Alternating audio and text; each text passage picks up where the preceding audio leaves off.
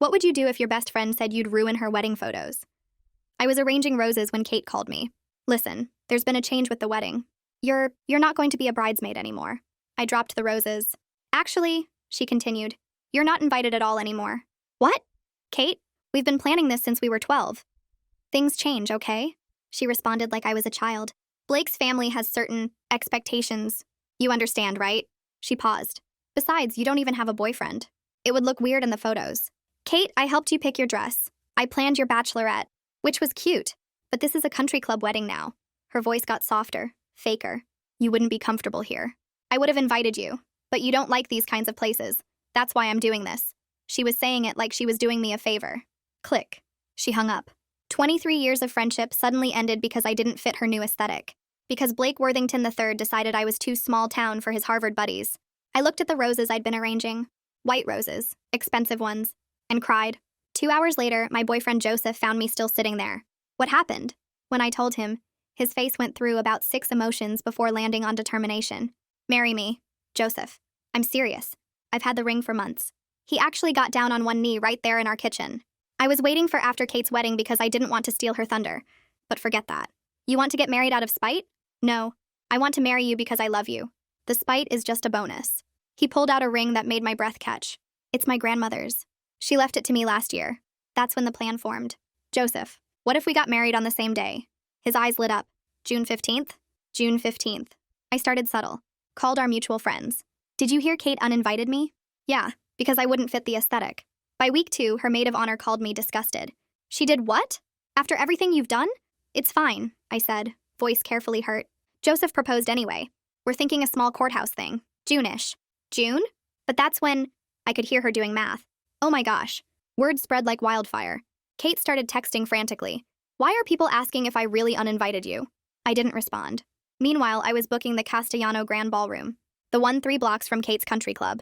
Joseph's mother, who'd been treated dismissively by Blake's mother at a charity function, threw herself into planning with vengeance. We'll invite everyone. 2 days later, Kate texted again. Also, remember that wedding dress your grandma made? It would photograph beautifully. Can I pick it up Tuesday? I texted back once. I'm actually pretty busy planning something for June. Good luck, though. June? What's in June? Wait, you could still make the cookies, though, right? Blake's mom specifically asked for authentic Italian ones. That time I just disliked the message and left it on scene. 3 weeks before the wedding, Kate called 17 times. First, she left voicemails about needing to borrow my grandmother's pearl necklace, then about how she needed money because the photographer wanted a $10,000 deposit. I finally answered on the 18th call. 70 people! She was screaming. 70 people have canceled on me, my dad's business partners, my sorority sisters. That's strange, I said calmly. Must be a bug going around. Wait a second. She paused, and I muted myself while I burst into laughter. Was this you? Is it about that stupid bridesmaid thing? I was trying to protect you. Blake's mom said. Said what exactly? She said you were. She paused. She said you wouldn't photograph well. That you were too ethnic looking. My hand tightened on the phone. I'm Puerto Rican. My grandmother came here with nothing and built a restaurant empire. And you agreed with her? I didn't agree. I wanted everything perfect. It will be perfect, I said. Just not with me in it. The morning of June 15th, my phone rang. Blake's mother. I'd never spoken to her directly before. You vindictive little witch, she hissed. Do you have any idea what you've done? The mayor just canceled. The mayor. For your wedding. I hung up, because it was my wedding day and good vibes only LOL. But as I stood up, I vomited into my hands from morning sickness. Yes, I was pregnant. Except the baby wasn't Joseph's. You see, in a moment of poor thinking, I wanted my revenge to extend beyond a petty wedding. And Blake had some explaining to do. I grabbed the bathroom counter and stared at the test again, hoping the lines would change or disappear. They didn't. My hands smelled like vomit and my mouth tasted awful. The wedding started in 6 hours and I needed to figure out what to do. I turned on the faucet and splashed cold water on my face, trying to calm down and think straight. My mind kept going back to that night 3 months ago at the charity gala. Kate had dragged me there to meet Blake's rich friends, and his mom made another comment about how I should try wearing more neutral colors to blend in better. I drank too much champagne after that. Way too much. Blake found me outside getting air and offered to drive me home since I was too drunk. We never made it to my place. We ended up in his car in the parking garage, and I told myself it was just a stupid mistake, that it didn't mean anything. My phone buzzed on the counter, and I saw Joseph's name pop up with 3 texts asking if I was okay, and did I need help getting ready. He added a bunch of heart emojis and said he couldn't wait to marry me. My stomach twisted up again, but this time it wasn't morning sickness. I texted back that I was fine. just nervous about the big day, which was true even if he didn't know the real reason. I sat down on the cold bathroom floor and leaned against the tub. I needed to see a doctor and confirm this was real before I did anything crazy. But it was Saturday, and everything was closed. The earliest appointment I could get would be Monday. That meant I had to get through today, through my wedding, while carrying this secret inside me. I looked up and saw my grandmother's wedding dress hanging on the back of the door. She made it herself when she married my grandfather, before she came here and built her restaurant from nothing. The lace was yellowed with age, but still beautiful. I felt like I was spitting on everything she worked for, everything she believed in. My phone rang and Jacinta's name flashed on the screen. I almost didn't answer, but I knew she'd just keep calling. She started talking before I could say hello, her voice high and excited. She said Kate's wedding was falling apart, that half the guests canceled and the country club was basically empty. She sounded happy about it, like Kate deserved everything bad that was happening to her. I felt sick listening to her celebrate. My revenge plan had worked too well, and now it was spinning out of control. I opened my mouth to tell her I couldn't do this anymore. The words came out shaky but clear. I said I needed to cancel my wedding, that I wasn't feeling well and couldn't go through with it today. Jacinta went quiet for a second and then asked if I was serious. She wanted to know if this was about Kate, if I was letting her win by backing down now. I couldn't explain the real reason, so I just said I needed more time to think, that everything was moving too fast. She tried to argue with me, but I told her I had to go and hung up. Not even 2 minutes later, Joseph called. I could hear the panic in his voice right away. He said Jacinta just texted him that I wanted to cancel and asked what was wrong. He wanted to know if I was having second thoughts about us, if I didn't want to get married anymore. I started crying before I could stop myself. I told him I loved him, but I needed to talk to him in person, that there was something important we needed to discuss before the wedding. He said he was coming over right now and hung up. I pulled myself off the bathroom floor and looked at my reflection in the mirror. My eyes were red and puffy. My hair was a mess, and I looked like I hadn't slept in days. 20 minutes later, I heard knocking on my apartment door. Joseph was still wearing his pajama pants and an old t-shirt, and his hair was sticking up on one side. He looked scared, like he thought I was about to break his heart. I made him sit down on my couch, and I sat across from him in the chair. I tried to start talking, but the words got stuck in my throat, and I just started crying harder. He reached for my hand, but I pulled it back. I finally got the words out. I told him I was pregnant, but the timing was complicated, and I needed to see a doctor to be sure about dates. His face went through so many emotions I couldn't keep track. First he looked confused, then happy, then worried.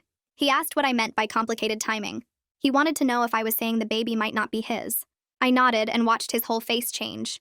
The hope drained out of his eyes, and he looked at me like he didn't know who I was anymore. This was the man who proposed to me with his grandmother's ring, who planned our whole future together while I was lying to him the entire time. He asked me to explain what was going on. I told him about the night with Blake, but I left out the part about it being revenge. I made it sound like a drunken mistake that I regretted as soon as it happened. I said I was too drunk to drive, and Blake offered to take me home, and one thing led to another in his car. I told him I felt awful about it, and I'd been trying to forget it ever happened. Joseph stood up and started pacing around my tiny living room. He kept running his hands through his hair, and I could see his jaw clenching. He asked if Blake knew about the baby, and I shook my head. I explained that I only found out this morning, that I took the test right before he called. Joseph stopped pacing and looked at me. He asked if this was why I wanted to get married on the same day as Kate, if this whole thing was about Blake all along. I tried to say no, that the wedding date was about Kate hurting me, about her betrayal, but the words tangled in my throat and came out wrong. Joseph watched my face, and I could see him putting pieces together that I didn't want him to see. I told him the pregnancy just happened, that it wasn't part of some master plan, but even as I said it, I knew how bad it sounded. He kept staring at me like I was someone he'd never met before, this stranger wearing his fiancé's face. He said he needed time to think about whether he could do this, whether he could marry someone who would sleep with another man, and then plan a competing wedding. I reached for his hand, but he pulled away and stood up. He walked to my door and picked up his jacket from where he'd dropped it on the floor in his rush to get here.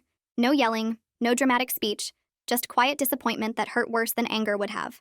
The door closed behind him with a soft click, and I sat there in my apartment wearing sweatpants while my wedding dress hung in the bedroom waiting for a ceremony that wasn't going to happen. I pulled out my phone and called Joseph's mother, my hands shaking so hard I almost dropped it twice. She answered on the first ring asking if everything was okay with the baby, and I had to tell her there wasn't going to be a wedding today. The silence stretched out for what felt like forever, before she asked in her careful lawyer voice if I was all right, if something had happened that I needed help with. I told her I was fine and hung up before she could ask more questions.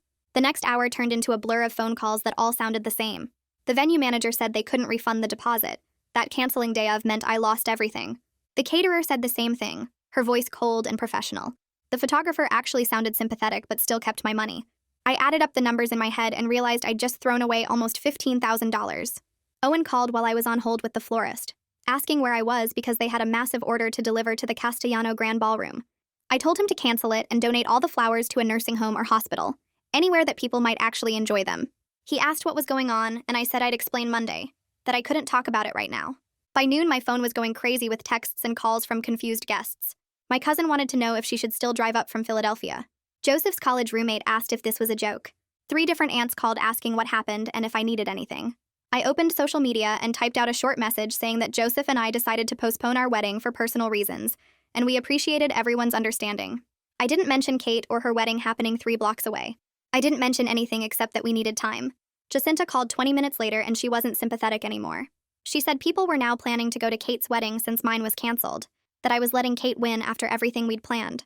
She reminded me about all the people who took my side, who canceled on Kate to support me. I told her this wasn't about winning or losing anymore, and she called me a coward before I hung up. I changed out of my sweatpants into jeans and a t-shirt, leaving the wedding dress hanging in the bedroom like a ghost.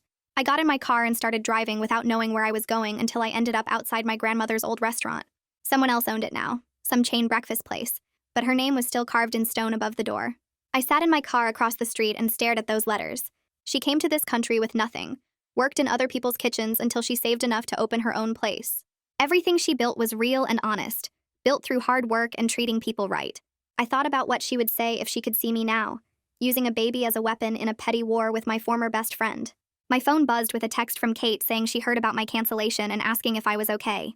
The fake concern in her message made me angry because she didn't get to worry about me after what she did. I put my phone away without responding and drove to the beach, needing to be somewhere that didn't remind me of weddings or restaurants or anything else. I walked along the shore for hours watching the waves come in and go back out. The revenge plan was supposed to feel good, supposed to make Kate hurt like she hurt me, but instead I just felt empty and scared.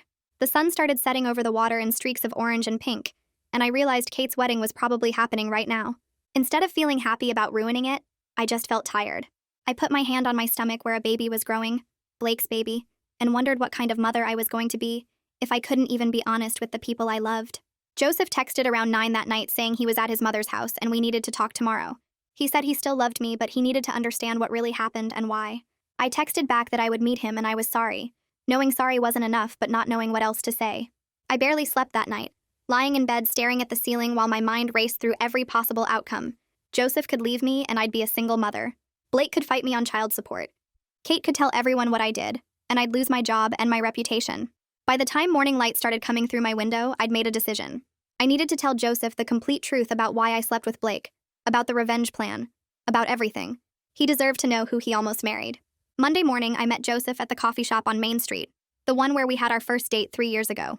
He was already sitting at a corner table when I walked in, 2 cups of coffee in front of him even though he didn't know if I'd show up.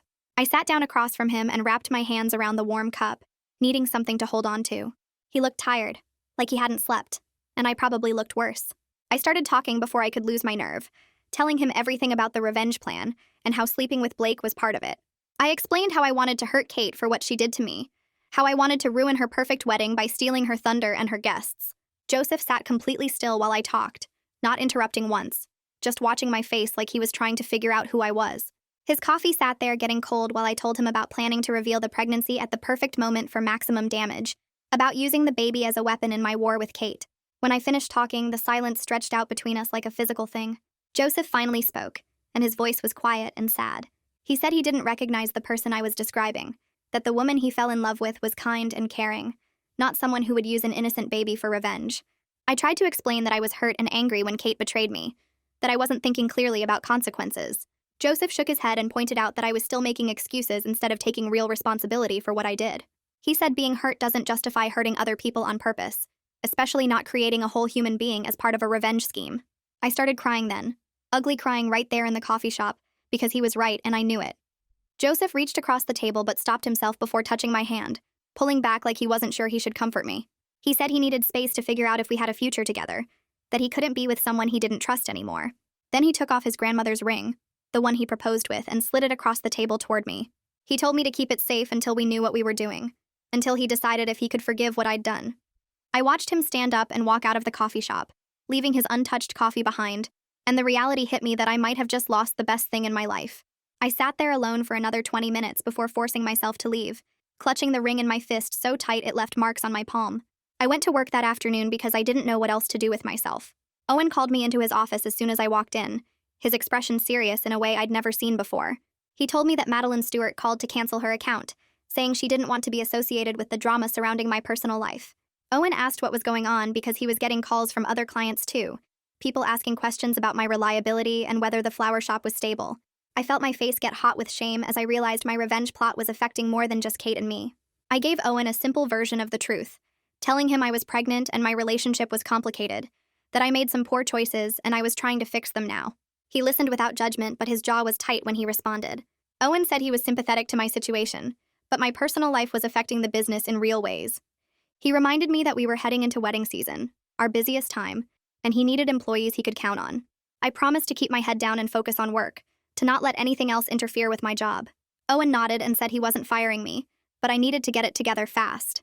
I spent the rest of the afternoon arranging flowers with shaking hands, grateful he was giving me another chance, but scared of how close I came to losing everything.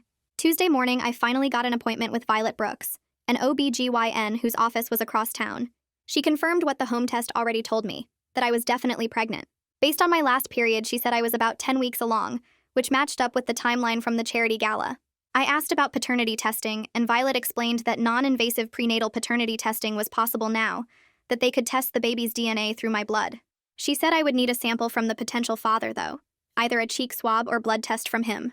I left her office with a stack of pamphlets about pregnancy and a prescription for prenatal vitamins, feeling completely overwhelmed by everything. The reality of having to tell Blake about the baby hit me hard as I walked to my car. I would have to face him and probably his whole terrible family, the people who thought I was too ethnic to photograph well. I sat in my car in the parking lot and pulled out my phone, finding the number Joseph's mother gave me weeks ago for a family law attorney. Reese Yoshida answered on the third ring and listened to my whole situation without any judgment in her voice. She explained my legal options in clear terms, saying I wasn't required to tell Blake about the pregnancy until after the baby was born. If I wanted paternity testing before birth, though, I would need his cooperation for the DNA sample. Reese also warned me about potential defamation issues if I went public with accusations about his family's racism without solid evidence to back it up. I asked what would happen if Blake refused to take a paternity test, and she said I could pursue court-ordered testing after the baby was born. She told me to start documenting everything right now, saving every text and call and interaction with Blake or his family, because this situation could get messy fast. I hired her on the spot, using the money I'd saved for my wedding to pay her retainer fee. Having a lawyer made the whole thing feel more real and more scary at the same time. That evening, I sat on my couch trying to write a text to Blake asking to meet. I typed and deleted about a dozen different versions, trying to find words that didn't sound threatening or desperate. Finally, I just sent something simple saying we needed to talk about something important.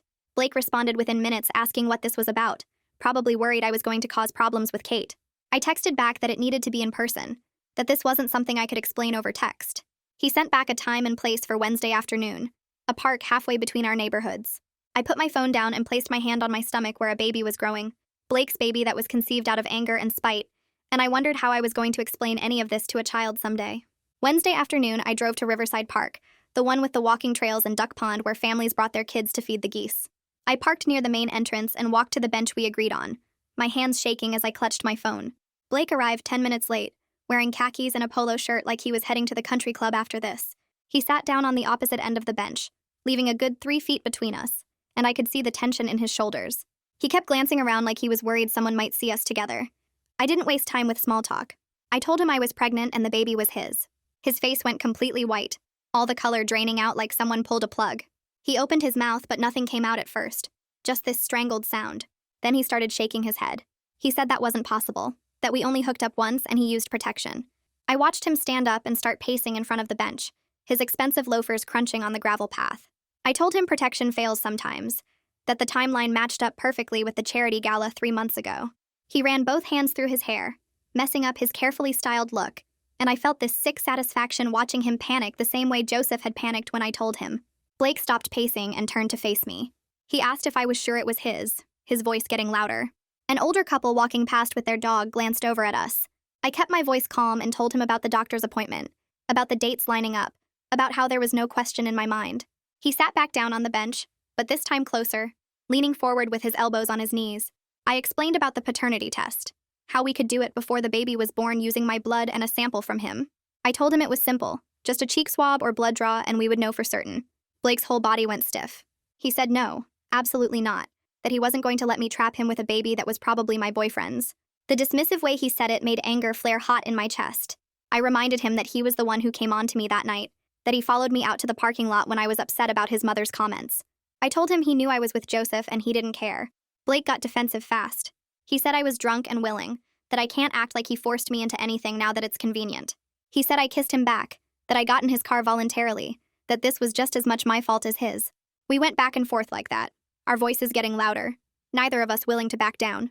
A jogger ran past and gave us a weird look. Blake finally stood up again and said he needed to talk to his lawyer before he did anything. I pulled out my phone and opened my contacts, finding Reese's information. I told him fine, have his lawyer contact mine, and I read out her name and number while he typed it into his phone. He asked what kind of lawyer I had, and I told him family law, that I wasn't stupid enough to handle this alone. Blake looked at me like he was seeing me for the first time, like he just realized I wasn't going to make this easy for him.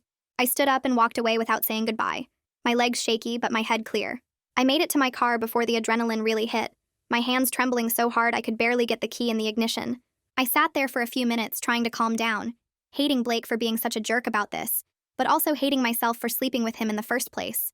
My phone rang and Kate's name popped up on the screen. I stared at it for 3 rings, my finger hovering over the decline button. But curiosity won out and I answered. Kate's voice sounded weird, kind of tight and formal. She said she needed to talk to me about Blake, that something happened and she needed to understand what was going on. My heart started pounding because I thought maybe Blake already told her about the baby. I asked what she wanted to talk about and she said not over the phone, that we should meet in person. I suggested Thursday morning and she agreed immediately. I told her to meet me at the coffee shop on Maple Street, the same one where Joseph and I had our big conversation. She said okay, and hung up without saying goodbye. I drove home with my mind racing, wondering what Blake told her, wondering if I was about to lose my oldest friend all over again. That night I barely slept, practicing what I would say to Kate, trying to figure out how to explain the unexplainable. Thursday morning came too fast. I got to the coffee shop 15 minutes early and ordered a decaf latte, sitting at a table near the window where I could see Kate arrive. She showed up right on time, which surprised me because Kate was always late to everything. She looked terrible. Dark circles under her eyes that her makeup couldn't quite hide, her hair pulled back in a messy bun instead of her usual perfect style. She ordered a black coffee and sat down across from me without smiling. Kate started talking before I could say anything. She said Blake had been acting strange since the wedding, distant and secretive, always on his phone but hiding the screen when she walked by. She asked if I knew anything about what might be bothering him. I realized in that moment that Blake hadn't told her about the pregnancy. I had a choice right then to lie or tell the truth.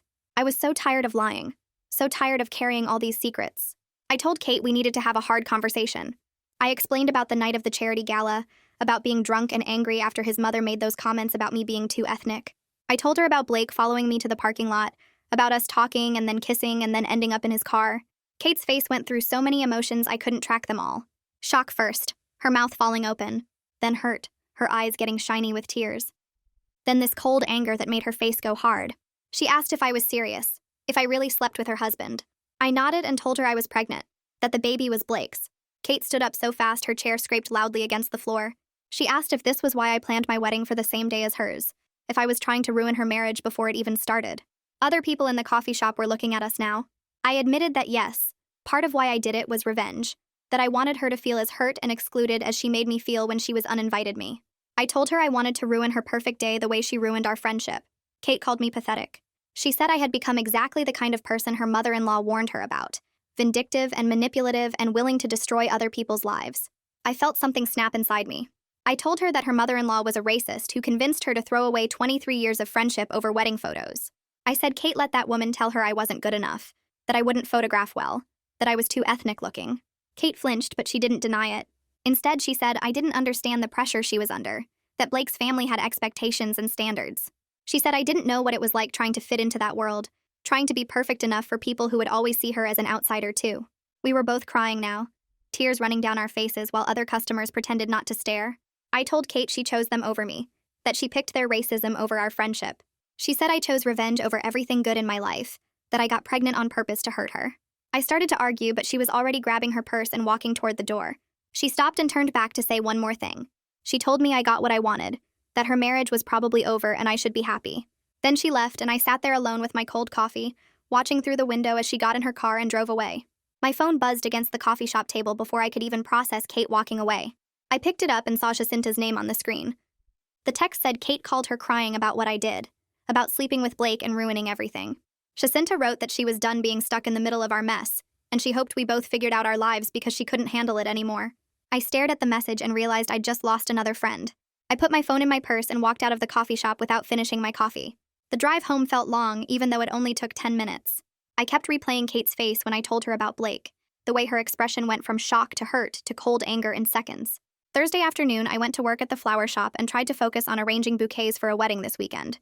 My hands moved automatically, trimming stems and placing roses, but my brain kept circling back to the coffee shop conversation. Owen walked past my workstation twice before he finally stopped and asked if I was okay. I told him I was fine, but he pointed at the arrangement I'd been working on for 20 minutes. Half the flowers were the wrong colors for what the client ordered.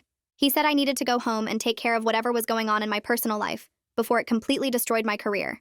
I apologized and grabbed my things, feeling tears start as I walked to my car. The drive home was a blur. I kept thinking about how I'd managed to mess up literally everything in my life in the span of a few weeks. Friday morning, I woke up with sharp cramps in my lower stomach. I went to the bathroom and saw blood on my underwear. Not a lot, but enough to make me panic.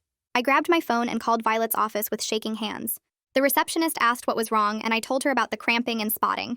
She said to come in right away and they'd fit me in between appointments. I threw on clothes and drove to the medical building, my heart pounding the whole way. The waiting room had 3 other pregnant women, and I sat there trying not to cry while they all looked happy and calm. A nurse called my name after 15 minutes and took me back to an exam room. She asked questions about the bleeding and cramping while taking my blood pressure. Then Violet came in and did an ultrasound, spreading cold gel on my stomach and moving the wand around. The screen showed a tiny blob with a flickering spot in the middle. Violet pointed at it and said that was the heartbeat, strong and steady. She explained that some spotting was normal in early pregnancy, but I needed to reduce my stress levels immediately, or I could risk complications. The nurse handed me a tissue because I'd started crying without realizing it. Violet sat down on the rolling stool and asked about my support system at home. I opened my mouth to answer and realized I didn't have one anymore. Joseph was gone because I lied to him. Kate hated me because I slept with her husband. Jacinta was done with me because she was tired of our drama. I'd pushed away most of my other friends with my revenge plot against Kate. The nurse squeezed my shoulder while I cried harder. Violet said I needed to focus on my health and the baby's health above everything else right now. She said stress could cause serious problems, and I needed to find ways to calm down and take care of myself. I nodded and wiped my face with the tissue. The nurse handed me more tissues and wrote down the name of a pregnancy support group that met on Tuesday evenings. I left the doctor's office with a stack of papers about reducing stress during pregnancy and a prescription for prenatal vitamins. The instructions said to rest as much as possible and avoid stressful situations. I sat in my car in the parking lot and called Owen. I told him I was having pregnancy complications and needed to reduce my hours for the next few weeks. He was quiet for a second before saying that was fine, but we were heading into wedding season, and he needed reliable staff. I promised I'd still come in and do my best. He said to take the rest of the week off and we'd figure out a lighter schedule for next week. I thanked him and hung up, then drove home and went straight to bed even though it was only 11 in the morning. That weekend, I barely left my bedroom except to use the bathroom and get food. I followed the doctor's orders and tried not to think about everything I'd destroyed. Saturday afternoon, Joseph texted asking if I was okay. I texted back about the spotting and the doctor telling me to rest and reduce stress. He responded an hour later saying he hoped I felt better, and he was still thinking about everything. That tiny message gave me a small spark of hope that maybe we could fix this. I spent the rest of the weekend in bed watching shows on my laptop and trying to sleep as much as possible. Monday morning, my phone rang while I was still in bed. I saw Reese's name on the screen and answered. She said Blake's attorney contacted her over the weekend demanding a paternity test. She explained that Blake wanted proof before he acknowledged any responsibility, which was legally his right even if it felt crappy. We scheduled the test for Thursday afternoon at a medical lab downtown. Reese warned me to prepare for Blake's family to get involved once they knew about the pregnancy for sure. She said his mother would probably try to control the situation, and I should document any interactions with her. I thanked Reese and hung up, then stared at the ceiling feeling sick about having to see Blake again. I spent the week working reduced hours at the flower shop, coming in late and leaving early. Owen gave me simpler arrangements to work on, nothing that required too much focus. Wednesday afternoon, my phone buzzed with a text from Jacinta. She asked how I was doing and said she heard from Kate that I was pregnant. I was surprised she reached out after saying she was done with our drama. I texted back that I was okay, just dealing with everything. She responded asking if I wanted to meet for lunch and talk. I agreed, and we set up a time for Wednesday at a sandwich place near my apartment. Jacinta was already sitting at a table when I arrived. She hugged me and asked how I was feeling. I told her about the spotting scare and the doctor's orders to reduce stress. She said she was sorry for the text last week, that she was just overwhelmed by everything happening. We ordered sandwiches, and she started talking about Kate. She said Kate's marriage was already having problems, that Blake had been distant and secretive since the wedding. Kate suspected he was hiding something but didn't know about the pregnancy yet. I asked Jacinta not to tell her until after the paternity results came back. I wanted to be completely sure before I blew up Kate's marriage even more than I already had. Jacinta agreed and said she understood why I needed to wait. Thursday afternoon, I drove to the medical lab for the paternity test. Blake was already in the waiting room when I arrived. We barely looked at each other. The lab technician called us back together and explained the process. She took blood from my arm first, then from Blake's. The whole thing took maybe 10 minutes, but felt like hours. She said results would take 7 to 10 business days, and they'd send them to both our attorneys. Blake left immediately after without saying goodbye or asking how I was feeling. I sat in my car in the parking lot afterward, feeling completely empty inside. This baby was created out of anger and revenge, and now it was tested in a sterile lab like a science experiment. I put my hand on my stomach and wondered what kind of mess I'd brought this kid into before they were even born. I drove home from the parking lot as the sun started going down, my hands shaking on the steering wheel. My phone rang around 7 that night and Joseph's name lit up the screen. He asked if we could talk and I told him to come over. He showed up 20 minutes later wearing sweatpants and an old college shirt, looking like he hadn't slept in days. Dark circles sat under his eyes and his hair stuck up in weird directions. He sat on my couch and rubbed his face with both hands before looking at me. He said he'd been thinking about everything constantly, that he still loved me, but he didn't know if he could raise another man's baby. His voice cracked on the word baby, and I felt my chest tighten. I sat down next to him and told him I understood completely, that I didn't expect him to stay through this mess I'd created. Joseph shook his head and said that wasn't what he wanted either, that he wanted to find some way forward, but he needed complete honesty from me going forward. No more lies, no more revenge plots, just the truth no matter how ugly it got. I promised him exactly that, feeling tears run down my face. We talked for hours about what a future together might look like, both of us knowing it would be complicated and difficult. Joseph said he needed to know the paternity results before he could make any real decisions about our relationship. I agreed, and we ended the night with a careful hug, both of us too scared to hope for too much. He left around midnight and I lay in bed staring at the ceiling, wondering if I'd just had my last real conversation with him. The following week dragged by like walking through mud. I went to work every day and tried to focus on flower arrangements, but my mind kept drifting to the test results. Owen called me into his office on Wednesday and closed the door behind us. He said other employees were having to pick up my slack, that customers were complaining about delayed orders. I apologized and promised to do better, knowing I couldn't afford to lose my job on top of everything else. Owen looked at me with concern and asked if I was okay, if there was anything he could do to help. I told him I was dealing with some personal stuff, but I'd get it together. He nodded and said he was giving me one more chance, but I needed to show up fully, or he'd have to let me go. I spent the rest of the week working extra hours, staying late to finish arrangements and prove I was serious. Tuesday afternoon the following week, my phone rang while I was wiring roses into a centerpiece. Reese's name showed on the screen and my stomach dropped. She told me the paternity results came back and Blake was definitely the father. Her voice stayed calm and professional as she asked how I wanted to proceed. I told her I needed a day to think about it and hung up. I sat in my apartment that evening with my hand on my growing belly, trying to figure out my next move. The baby kicked for the first time and I started crying. This tiny person inside me who didn't ask to be part of this mess. I called Joseph first because he deserved to know before anyone else. He answered on the third ring and I told him the results, giving him the out he needed to walk away from this situation. The line went quiet for a long moment and I could hear him breathing. He finally said he needed a few days to think about what this meant for us. I told him I loved him and I'd wait as long as he needed, knowing I might be waiting forever. We hung up and I sat there feeling numb. Next, I texted Blake with the results and told him we needed to discuss next steps. He responded 30 minutes later asking to meet Friday morning. I agreed and then called Reese to let her know. She advised me to keep the meeting focused on practical matters like medical expenses, future custody arrangements, and child support.